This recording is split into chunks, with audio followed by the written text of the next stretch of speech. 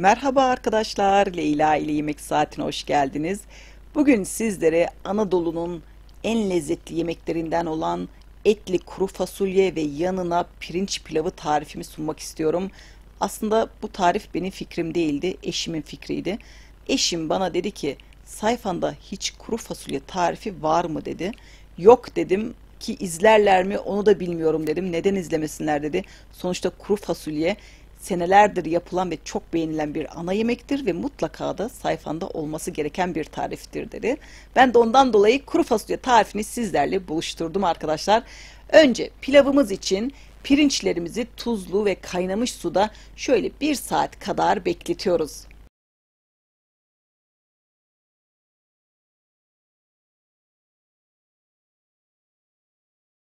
Bu arada tane tane pirinç pilavı için gerekli tüm püf noktaları veriyorum arkadaşlar. O yüzden dikkatlice videomuzu dinlemenizi tavsiye ederim. Evet, pirinçlerimiz nişastasını salması için, daha tane tane olması için mutlaka kaynamış tuzlu suda 1 saat kadar dinlenmesi lazım. Kuru fasulyemiz için düdüklü tenceremizin içine zeytinyağımızı ve küp küp doğranmış kuru soğanımızı alalım. Şöyle bir kavuralım. Daha sonra da üzerine bir diş sarımsak rendeleyelim ve kavurma işlemine devam edelim.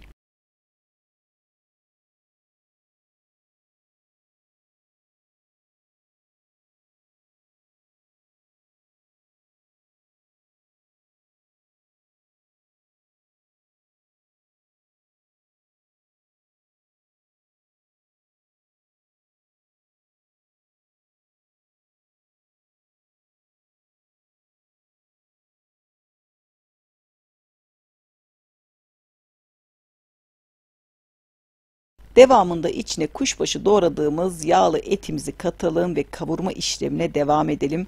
Arkadaşlar, etiniz ne kadar yağlı ise kuru fasulyenizin tadı o kadar lezzetli olur.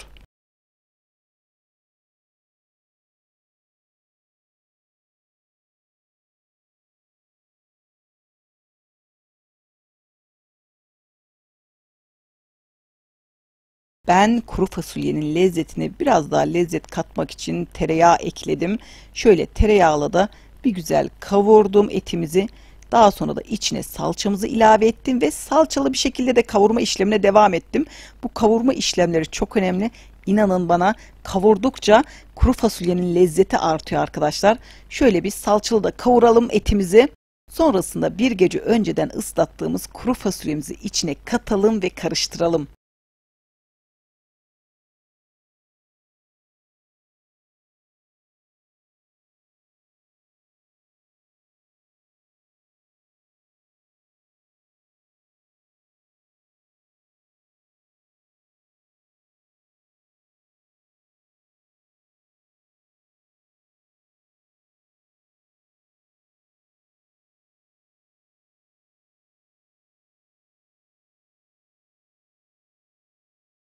Kuru fasulyemizin içine baharat olarak kırmızı pul biber, karabiber, kimyon ve tuzumuzu ilave edelim. Üzerine geçecek kadar da kaynamış su ilave ediyoruz ve düdüklümüzün kapağını kapatıp pişmeye bırakıyoruz.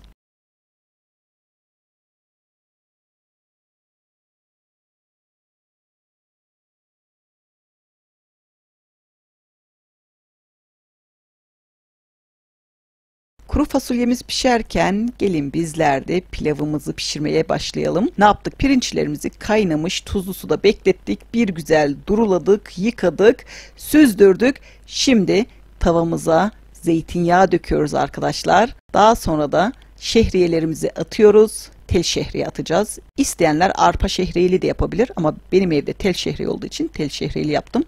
Şimdi yağımızın içinde tel şehriyelerimizi şöyle bir kavuruyoruz. İyice rengi dönene kadar kavurma işlemine devam ediyoruz. Bu arada bir şey sormak istiyorum. Sizler pilavın yanında kuru fasulye mi seversiniz yoksa nohut mu? Bunu yorumda duymak istiyorum, okumak istiyorum. Bakalım buraya kadar tarifimizi kimler izlemiş? Yorumdan anlayacağım.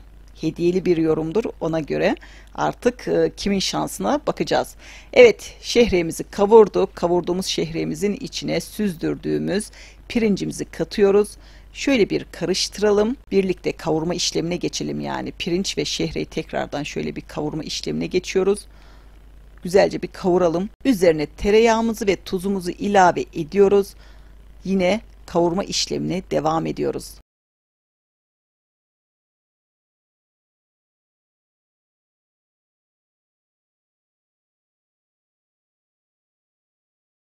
Kavurma işlemi tamamdır.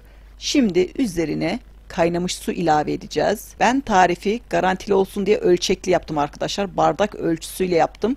O yüzden yorum kısmına tarifin malzemelerini detaylı bir şekilde yazdım. Mutfağa hiç girmemiş olanlar dahi böyle tane tane pilav yapabilecekler. Şimdi kaynamış suyumuzu da ilave ettik. Şöyle güzelce bir karıştıralım. Ocağımızın altını en kısık ayara getiriyoruz. Tavamızın kapağını kapatıyoruz ve pilavımızı kısık ayarda pişmeye bırakıyoruz.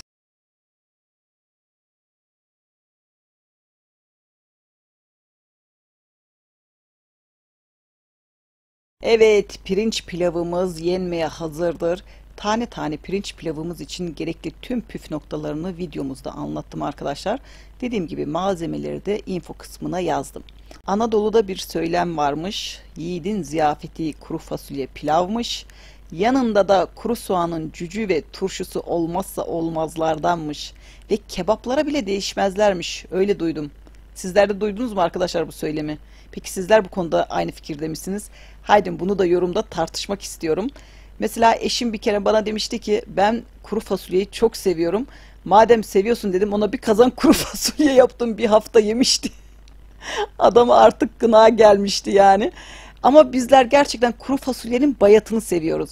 Yani ilk gün değil de ikinci gün yemesini çok seviyoruz. Daha lezzetli oluyor. Bilmiyorum yani, sizler de benimle aynı fikirde misiniz? Bu arada sunuma geçtik. Şöyle pilavı servis yapacağımız tabağımıza alalım. Yan tabakta da tabii ki kuru fasulye. Ben yanına turşu ve kuru soğan koymayı unuttum arkadaşlar. Sizler mutlaka bu tarifi turşu ve kuru soğanla yemeyi unutmayınız. Gerçekten lezzetine doyum olmayan harika bir yöresel tarif duruyor şu an karşınızda. Şimdiden tarifimizi yapan herkese afiyetler olsun diyorum ve bir sonraki tarifte görüşmek ümidiyle kendinize çok iyi bakın. Hoşça kalın.